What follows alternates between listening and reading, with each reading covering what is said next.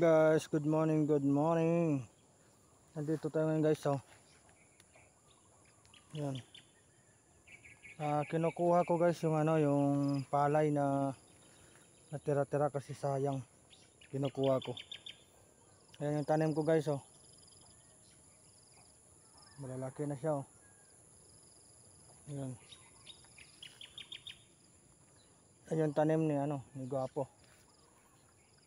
Yan yung tanim ni For Lovers Only na tubo. Yan guys. Hanggang doon sa dulo guys, meron doon sa kabila. Yan. At mayroon pa doon sa kabila na na tanim. Yan yung tanim ni ni For Lovers.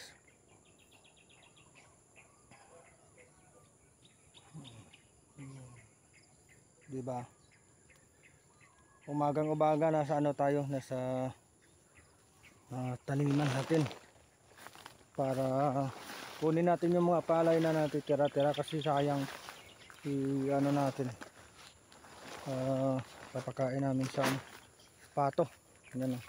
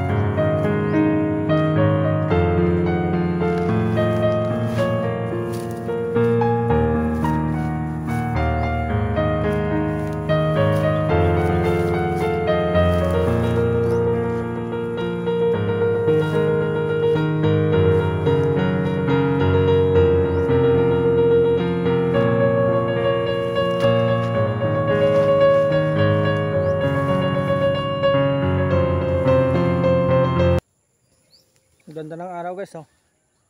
Ganda ng umaga. Yan.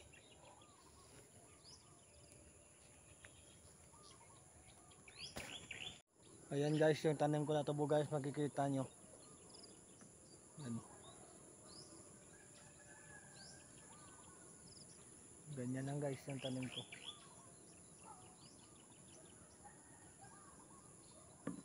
At mayroon pa doon sa kabila guys. Doon.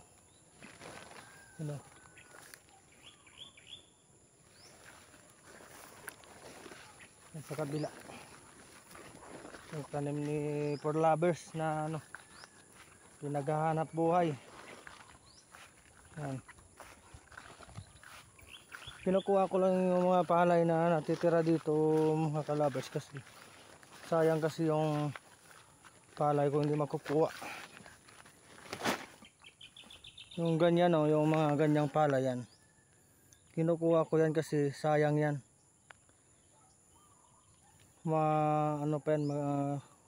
Marami pang makukuha dyan. Inaano ko lang, bali kinukuha lang yung mga tira-tira. Sayang kasi yung yung oras na wala naman tayong ginagawa.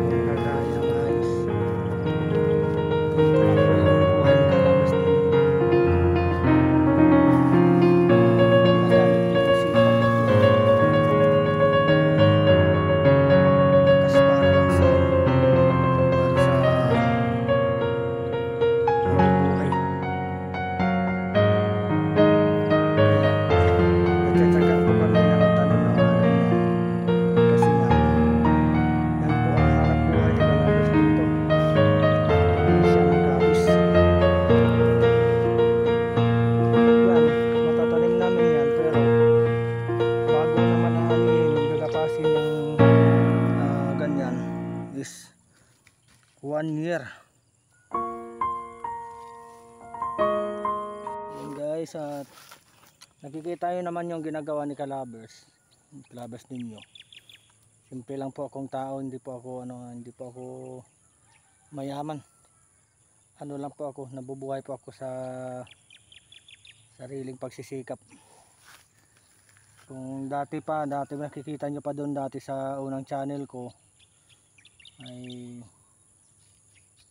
yung gawain ko dito sa amin, kung sa tutuusin araw-araw yan. Ngayon hindi ko lang napapakita kasi medyo wala nang sa pagbibidyo kasi mahirap yung internet ko kasi dito hindi ako makapag-upload ng maayos. Yan yung tanim ko na yan, yung tubo na yan. Hindi lang po yan, mayroon pa doon sa kabila. Pero yung kikitain namin dyan, yung tama-tama lang. Makabalik yung gastos mo. Pero yung tutubuin mo kulang pa sa paghihirap mo sa pagtatrabaho dyan. Pero mas okay lang yan kasi tinataniman namin kasi sayang po yung lupa pag walang tanim. Binabayaran po namin yan kada taon ng tax po sa gobyerno. Kaya pag hindi mo yan tinaniman, sayang po yung lupa na binabayaran mo na walang proyekto. Kaya tinitiis namin yan na tataniman at least pagdating ng buwan ng gapasan may makukuha kami kahit papano. Bumabalik naman yung gastos namin. Yung tubo nga lang hindi siya ganun kalaki. Maliit lang po yung tubo niyan. Sabihin mong gagastusan mo ng 50,000 yung tubuhan na to.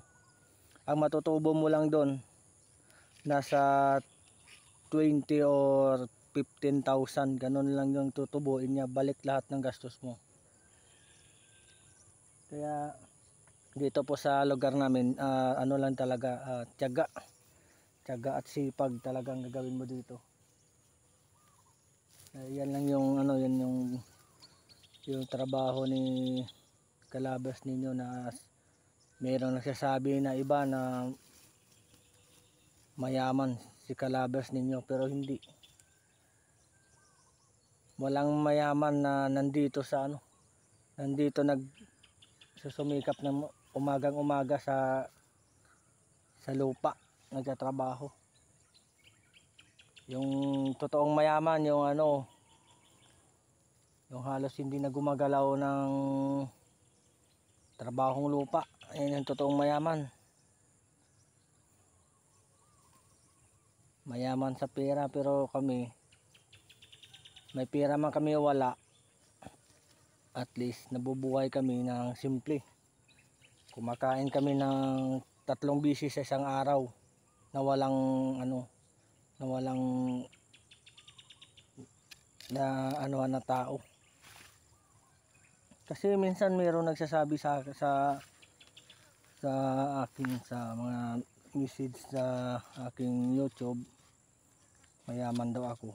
Hindi yan katotohanan na mayaman ako. Walang yaman si Kalabers ninyo. Oo, inaamin ko may maliit na lupain kami. Maliit na lupain, hindi yan kalakihan. Na yan yung pinagtataniman namin para sa kinabubuhayan namin. Kaya yan pinagtsatsagaan namin yan na taniman kasi yung lupa pag walang tanim sayang lang. Sa tutuusin lang, maliit lang naman to maliit lang na lupa. Ito, itong pinakukunan ko ng palay na to, sa amin din to. Ito yung palayan na pang sarili lang. Maliit lang siya. Pinakunan lang siya ng 20 na sako na palay pag gapasan. At yan, ginagamit namin yan pang sarili. Para hindi na kami bibili ng bigas kasi yung bigas ngayon dito sa amin 2,700 ang isang sako. Kaya itong ginagawa namin, tinataniman para pagdating ng gapasan hindi na kami bibili ng bigas na sa palengke kasi mahal, sobra talaga ano, sobrang mahal yung palay, yung bigas. Grabe kamahal yung bigas dito sa amin. Sobrang mahal.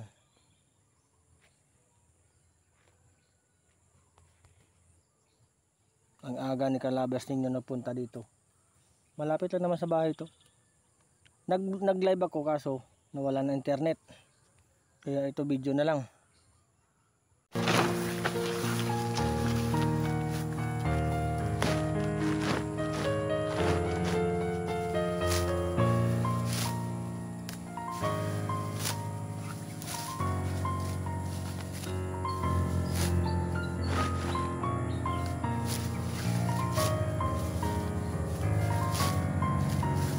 Ito guys, sige tayo naman kung kinukuha ako.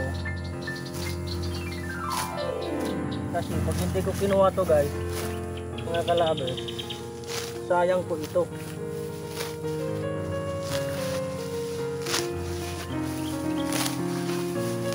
Yan mga kalabers, oh. Sayang po yan pag hindi mo kinuha kasi grasya yan. Palay ito yung kinakain natin. Ito yung nagbibigay ng malakas natin. Pag wala ito, maraming Pilipino yung magugutom. Bawat bottle nitong bagay na to, maraming taong nabubusog.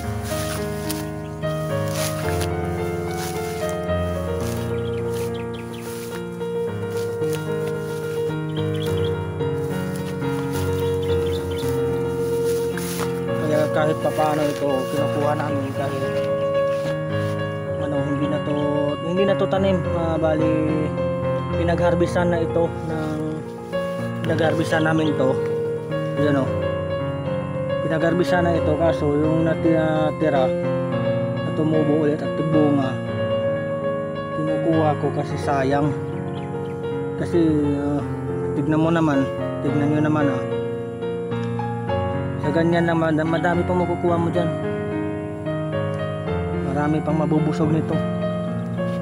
Isa na kami dyan.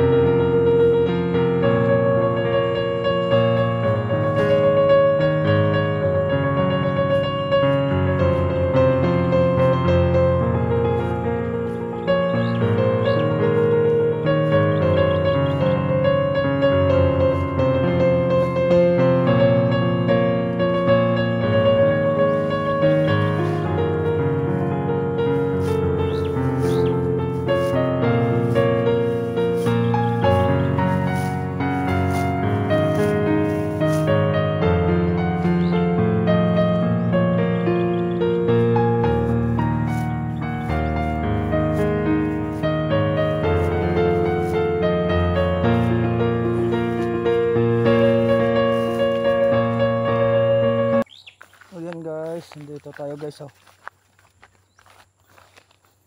Dito tayo guys sa malapit sa ilog guys. Papakita ko sa inyo yung ilog.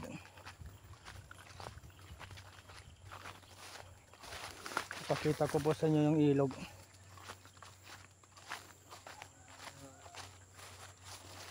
Yan po yung ilog, oh. Yan guys, oh. Ilog po yan. Yan. Bali mano na siya, mababaw na kasi wala nang tubig, hindi na umuulan. Ayan, oh. Kita yan mga bakanting lupa na yan sa kabila. Tinataniman din yan.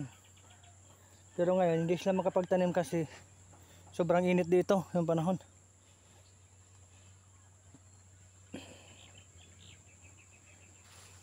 Yan po. Yan kawayan. Kung sino gusto maggawa ng bahay, ng kubo, yan kawayan, kuha lang kayo dyan.